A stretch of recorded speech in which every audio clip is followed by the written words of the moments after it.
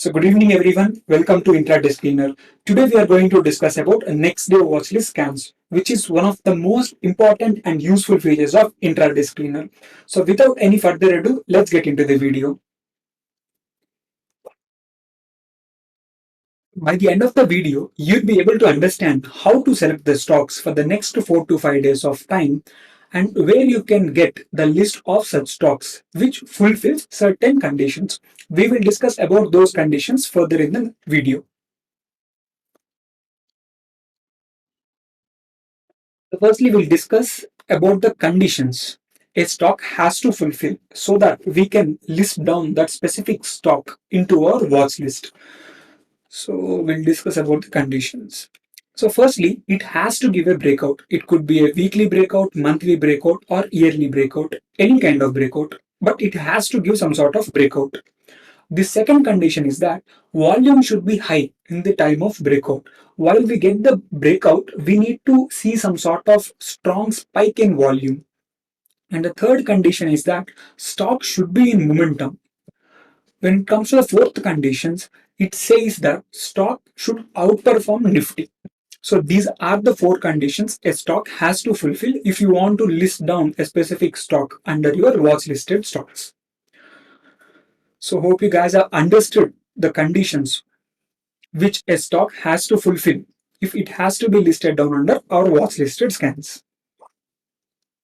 So now we'll discuss about where you can get the list of stocks which fulfills the conditions that we have discussed right now. So I personally use Intradayscreener for this specific purpose. So let's get into the Intradayscreener and discuss about the next day watchlist scans. So in EOD scans, you'll be able to find out next day watchlist. So in EOD scans, and just click on next day watchlist stocks. So here, stocks are listed down based on our AI-based algorithm tool. So here, there is an option where you can switch the toggle between F&O and cash. If you select F&O, you'll be getting the stocks which are especially in F&O segment. If you select cash, probably you'll be getting NSE 500 stocks. So here, information of the stock such as symbol, price, momentum, volume, breakouts are shown. So let's take an example of a stock and discuss about each and every column one by one. Here you could clearly see that this is the symbol of the stock. And this one refers to be the last traded price of the stock. When it comes to the momentum column, you'll be able to see that there are two numerical values. The first numerical value is that it says the momentum rank of the stock. So 576 is the momentum rank of F consumer stock. So we are considering approximately 580 stocks. So out of 580 stocks, momentum rank of F consumer is 576. So when it comes to the second numerical value, we are discussing about outperformance rank of F consumer with respect to Nifty. Here also we are considering overall 580 stocks. For F consumer, you could clearly see that outperformance rank is 576 out of 580. One point that we need to keep in mind is that we are considering total of 580 stocks on an average. So here, if for any stock, the outperformance rank or momentum rank is 1, we consider this specific stock is the strongest out of all these 500 stocks. So that means when you see the rank is increasing from 1 to 580, the strength in that specific stock is decreasing. So this is what you need to keep in mind. So now let's discuss about the volumes, which is 1 day and 5 day volume. So this is termed to be the 1 day volume and this is termed to be the 5 day volume. So what does this one day volume means? Here we are comparing today's volume with the past trading days volume. When it comes to this 5 day volume, 5 day average volume, we are comparing today's volume with the past 5 days average volume. So I'll explain by taking an example. So this is one day volume. Suppose for F consumer stock, the last traded day's volume is X. And you could clearly see that one day volume is 3x. That means on the current trading day, the volume is 3x. This is what it is shown. So what does this mean? This means today's volume is 3 times more when compared to the last traded day's volume. That is what 3x means. Same goes with the 5 days volume as well. So now we shall discuss about the breakouts. Here we need to understand what is weekly breakout, what is monthly breakout, and what is yearly breakout. Here we are comparing today's close with the past 7 days highest and lowest closes. So when it comes to monthly breakout, we are comparing today's close with the past 30 days highest and lowest closes. So here we are comparing 30 days. So when it comes to the yearly breakout, we are comparing today's close with the past 365 days highest and lowest closes. So how does this works? So here this stock shows breakout and breakdown. So how does this happen? When a stock breaks out of its past 7 days highest and lowest closes, then we call that as breakout or breakdown, as it has broken out of its past 7 days highest or lowest closes. If it breaks its previous 7 days highest close, we call it as breakout. And when the past 7 days lowest close is broken, we call it as breakdown. Those kind of breakouts and breakdowns are shown here.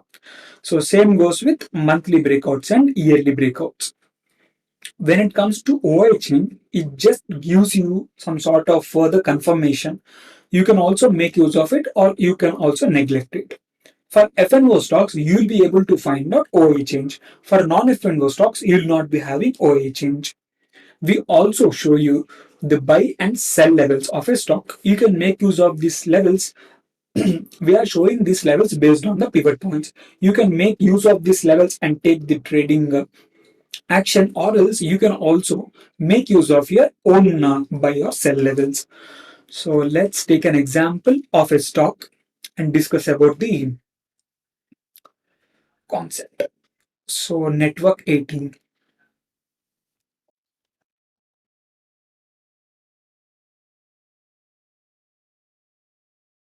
Network 18.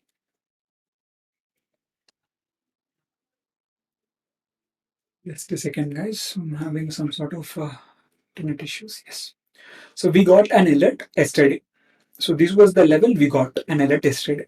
You could clearly see that how the stock has performed. It has given somewhere around 0.84% in a single day from our entry level.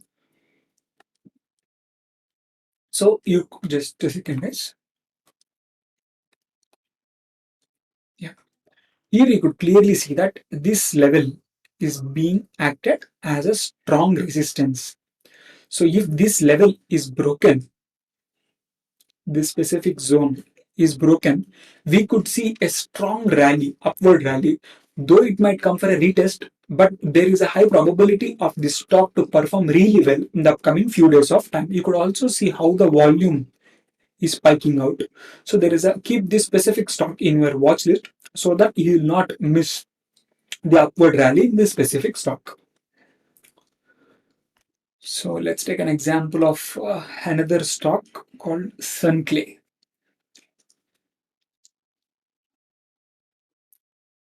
Sunclay. So you could clearly see that since Feb and till April end, the stock is being consolidated. And this zone got broken. So we got an alert. So there is a high probability of this stock to continue its trend this way. So you need to keep this specific stock in watch list and wait for the levels you want to take the trade upon. Suppose you could see that this level could be acted as a strong resistance. We'll wait till this level gets broken and take an action. We'll go long, especially in these kind of stocks. So keep this specific stock in a watch list so that you'll not miss the any strong upcoming rally in this specific stock. So these kind of stocks are usually listed down in next day watch listed stocks. So we would suggest you to go through the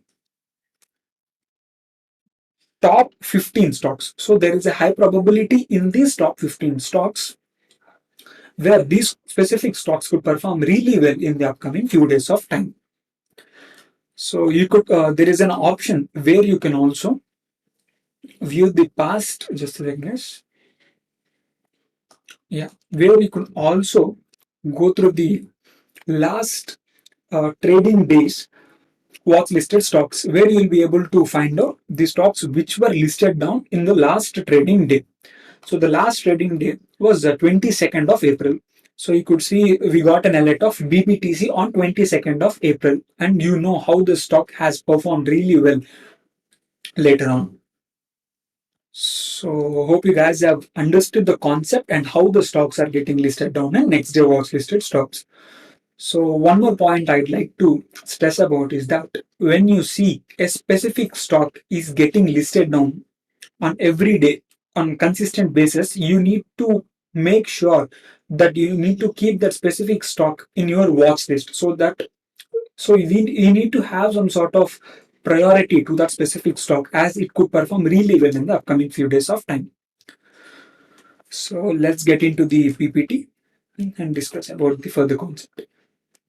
So whatever points that I have discussed right now, I have noted down those points here. You can pause the video for a while and go through the points once. So the next important point is that we have to discuss is that I firstly mentioned that we would suggest you to go through the top 15 stocks listed down in next day watch listed stocks. So how we can give some sort of priority order in this specific 15 stocks? We can only take some sort of 1 to 2 stocks out of these 15 stocks. So how we can give some sort of filtration for that specific list of stocks so that we can go long or short in those specific 1 or 2 stocks. So the conditions are these 10 conditions. It has to follow this specific 10 conditions. So let's discuss about each and every condition one by one so that we can filter the stocks out of these 15 stocks. So the first condition is that select stocks that have sector support. Suppose let's take an example of IT sector, and the stock in IT sector, let's take an example of Infosys. Suppose IT sector is in downtrend.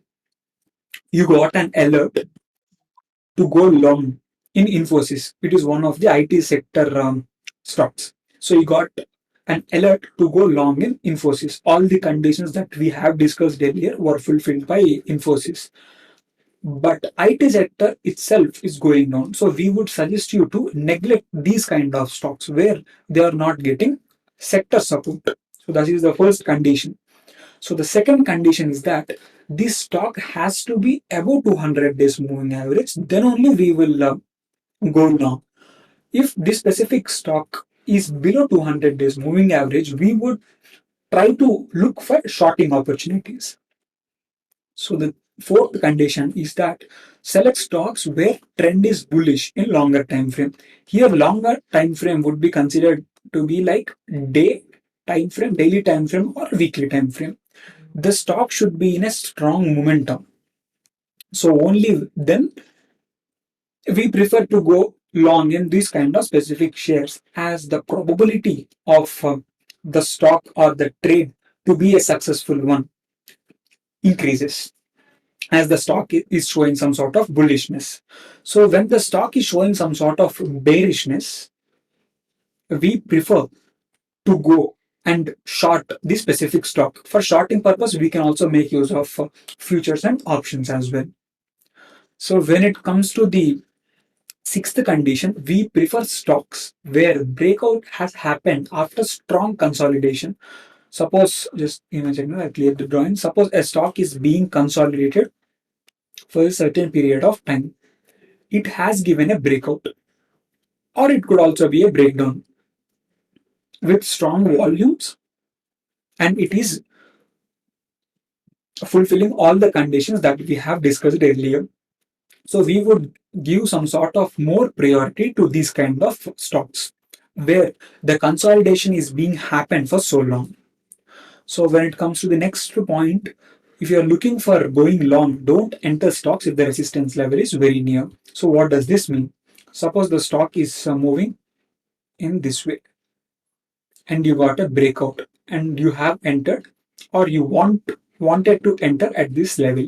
If you see some sort of resistance at this specific level which is near to your entry level, we suggest you to not to go long in these kind of structured stocks. Same goes with shorting as well. If the stock is moving in some sort of bearish direction or bearish momentum, it is having, suppose you got an entry point at this level and you wanted to take an entry to short in this specific stock, but the support, if suppose the support is very near, we wouldn't suggest you to go and short this specific stock as the support level is very near. There is a high probability of any stock to reverse from both resistance or support level. So we need to be very careful before taking an action. So the next point is that volume should be very high. We higher the volume, there is more probability of our trade to go in our expected way. So when it comes to the last point, which is try to avoid long wick stocks to avoid false breakouts. So I'll take an example. Suppose the stock is in uptrend and it fulfills all the conditions that we have discussed right now. And if suppose you got a candle this way, you could clearly see that there is some sort of selling pressure in this specific candle. So though it is fulfilling all the conditions that we have discussed right now in the video, we would suggest you to not to enter in this specific stock and go long, because there is a selling pressure in this specific stock and there is a high probability of it to come down, though it fulfills all the conditions that we have discussed. So we would suggest you to try to avoid these kind of stock and pick some other stocks. So hope you guys have enjoyed the session, and let's meet in the next video. Thank you guys.